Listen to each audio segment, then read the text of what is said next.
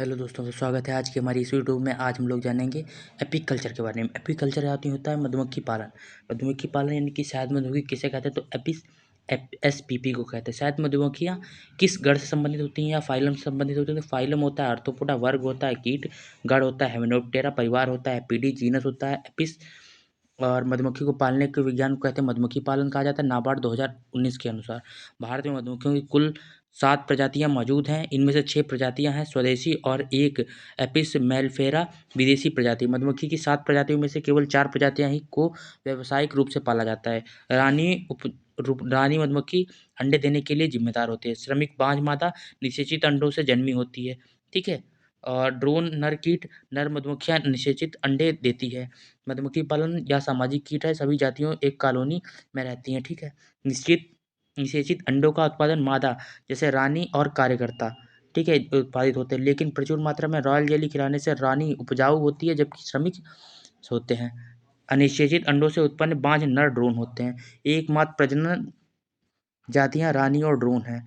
मधुमक्खी काले, लाल और भूरे रंग को नहीं पहचान सकते। शहद की मक्खी में लेबियम और मैक्सिला मिलकर एक लपलपाती जीभ बनाते हैं, ये सूंड कहते हैं। मधुमक्खी की फसल अगली आंत में थैली जैसी संरचना, एक फैला हुआ थैली जैसा अंग शहद पेट कहा जाता है।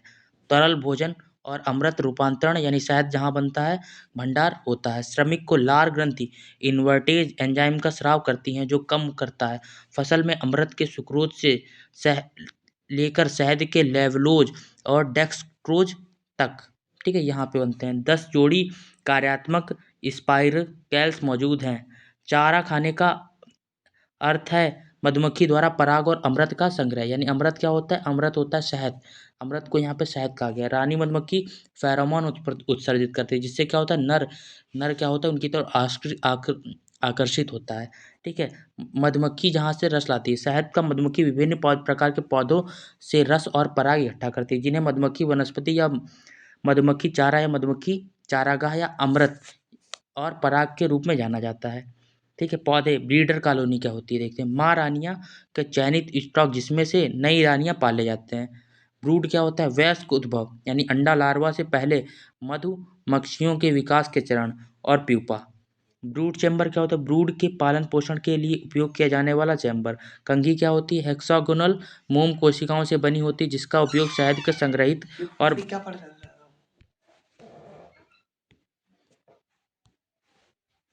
श्रम विभाजन सुसंगठित सामाजिक समूह और विभिन्न सदस्य देखभाल, कंघी निर्माण, रखवाली, भोजन के संदर्भ में विशिष्ट कर्तव्य रखना, संग्रह और उसका भंडारण, अंडे देना आदि श्रम विभाजन के अंतर्गत आते हैं। आगे जानते हैं पराग मधुमक्खियाँ क्या होती हैं। शहद मधुमक्खी को छोड़कर सभी मधुमक्खियाँ जो परागण में मदद करती हैं पराग मधुमक्खियाँ कहलाती हैं। फिर आता है स्पर्मेथिका क्या कहलाते हैं। शुक्राणु की प्रजनन प्रणाली में संग्रहित होते हैं। थैली जैसी संरचना जिसमें स्पर्मेथिका के नाम से जाना जाता है। इसे केंचुआ में भी पाया जाता है।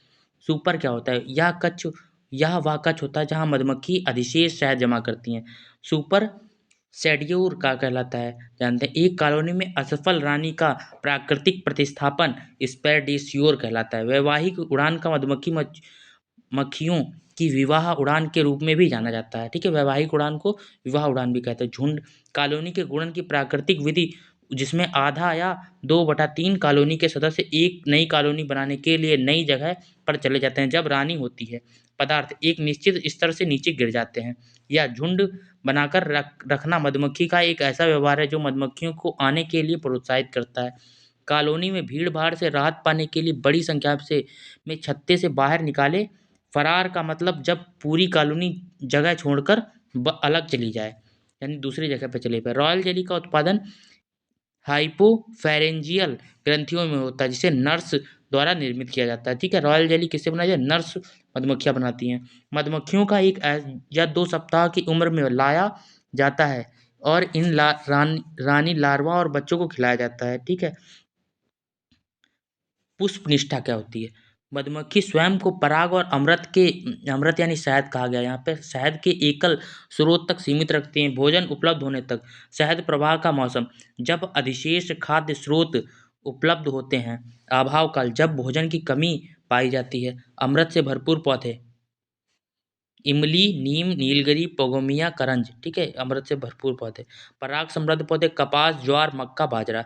कृत्रिम आहार, पराग खिलाकर गर्मियों में बच्चों के पालन पोषण को बढ़ावा दिया जा सकता है। शराब बनाने वाले के खमीर, चीनी, ग्राम पाउडर और स्किम्ड दूध से बना विकल्प का यूज़ कर सकते हैं, किस लिए? कृत्रिम आहार के लिए।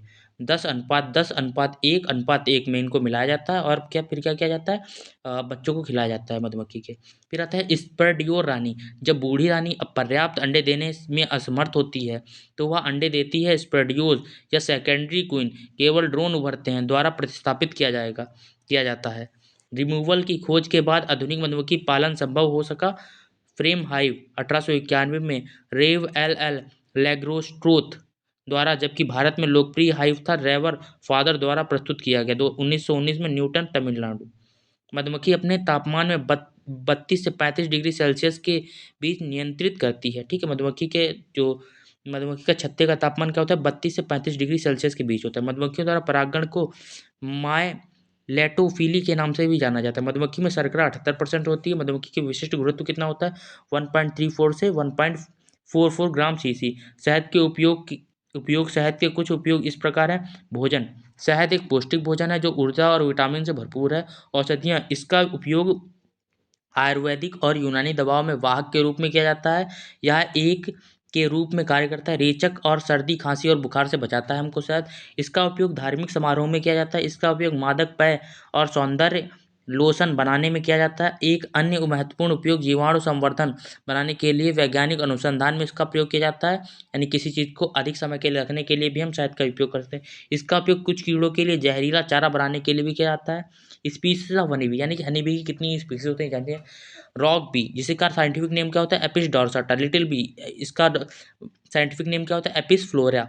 इंडियन बी, इसका क्या नाम होता है? Apis Serena indica. यूरोपियन और इटालियन बी को एपिस मेलिफेरा बोलते हैं। यही हमारे यहाँ पे विदेशी प्रजाति भी है। डैमर बी क्या होती है? Melipona iridipennis. और 6 नंबर की क्या है? The Himalayan bee, Apis laboriosa. थोड़ा सा नाम पढ़ने में डिफरेंस हो रहा है। कास्ट ऑफ हनी बी, इसमें कितने प्रकार की बीज पाई जाती हैं जानते हैं? रानी, यह केवल पूर्ण रूप से विकसित मादा और निषेचित से कॉलोनी की जननी होती है। रॉयल जेली खाने के बाद ये बनती है। रानी के पास शुक्राणु के निकलने पर एक नियंत्रण तंत्र होता है, स्पर्मेथिका। इसे स्पर्मेथिका कहते हैं। वह 2 प्रकार के अंडे दे सकती है। निषेचित अंडे जो मादा पैदा करती हैं, या तो बांझ, श्रमिक या उपजाऊ मादा नई रानियां। अनिषेचित अंडे जो ड्रोन पैदा करती हैं, ठीक है।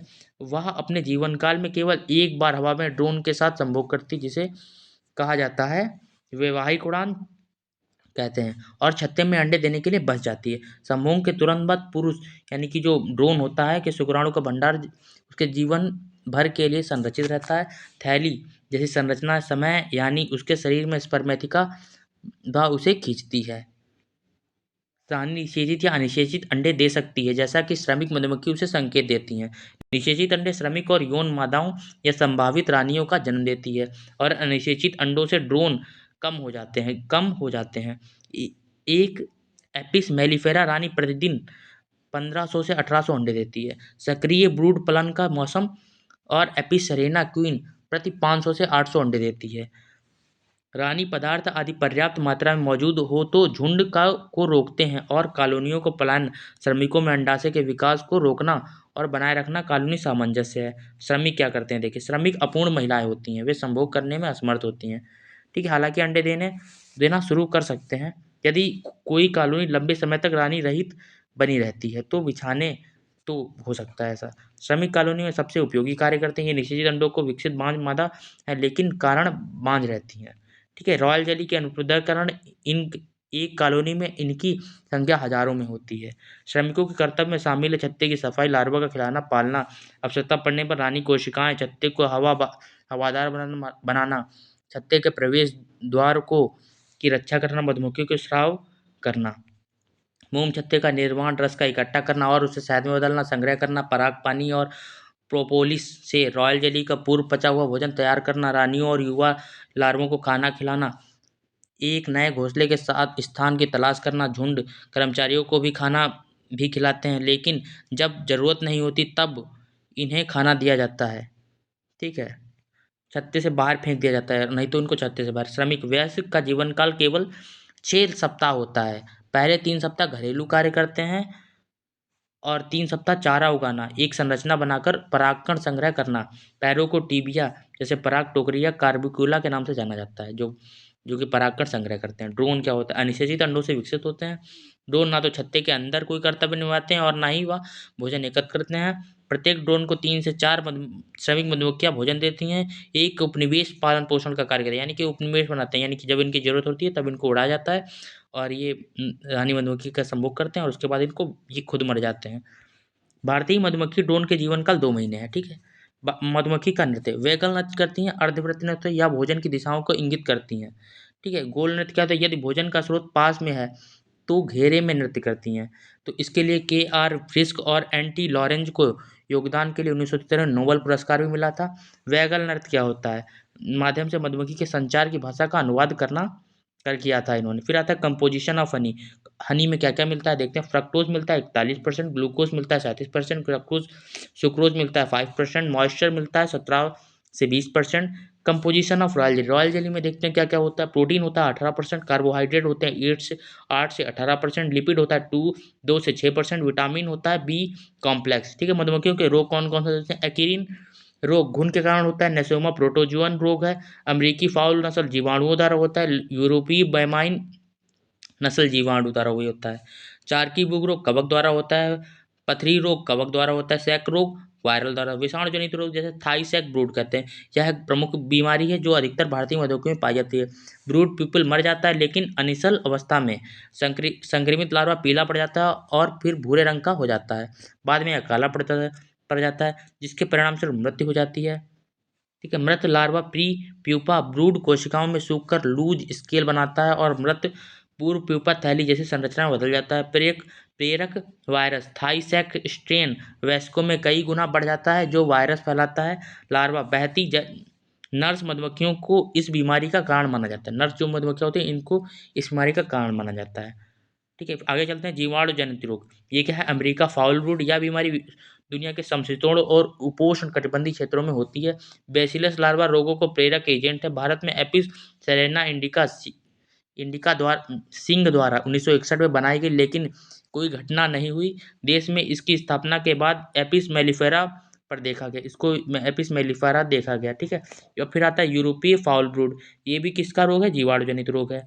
फिर आते हैं प्रोटोजोआ जो है नसोमा रोग, या वयस्क मधुमक्खियों की बीमारियों में एपिस मेलिफेरा नसोमा सबसे अधिक में से एक है। नसोमा एपिस के कारण होने वाला गंभीर बीमारी है।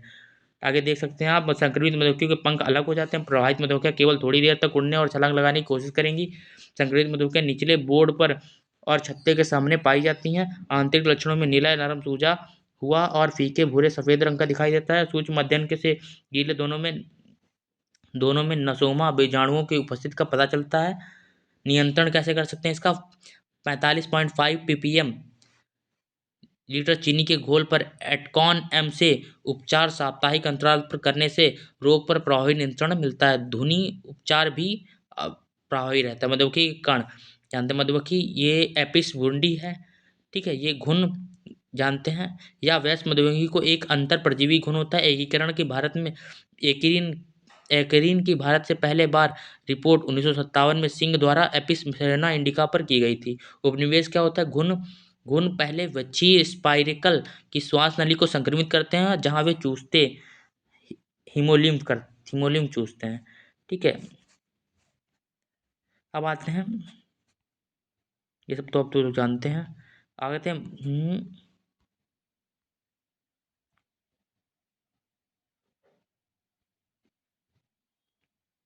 मधुमक्खी के दुश्मन जानते हैं। सबसे आता है मोम कीट।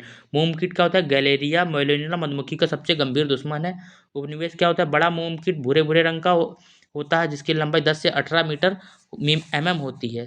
ठीक है। मीटर नहीं, mm होती है। इसके पंख का विस्तार है 25 से 40 mm और मादा नर से बड़ी होती है। वयस्कों का रंग आकार में भोजन के अनुसार काफी भिन्न भिन्न होता है और उनके द्वारा सेवन किया जाता है। पुरुषों को अग्रभाग के बाहरी किनारे पर अर्ध चंद्र होता है। नौच यह महिलाओं के लिए स्मूथ होती है। प्रबंधन क्या होता है? मेथाइल ब्रोमाइड के साथ धूमन किया जाता है। लघु मोम कीट क्या होता है? ये भी एक्रोया ग्रिसेला इसका बॉटनिकल नेम है। ठीक है। तो डेक हकमौत क्या होता है? एचेरोटिया स्ट्राइका शहद का सेवन करते हैं और इसे शहद रबर के नाम से भी जाना जाता है। तो आज की वीडियो में इतना ही। अगर आपको वीडियो अच्छी लगे तो लाइक शेयर सब्सक्राइब कर दें। और अगर आप इस वीडियो पर 1000 लाइक कर देते हैं तो इसकी PDF भी आपको हमारे टेलीग्राम चैनल पर मिल जाएगी। धन्यवाद वीडियो देखने के लिए।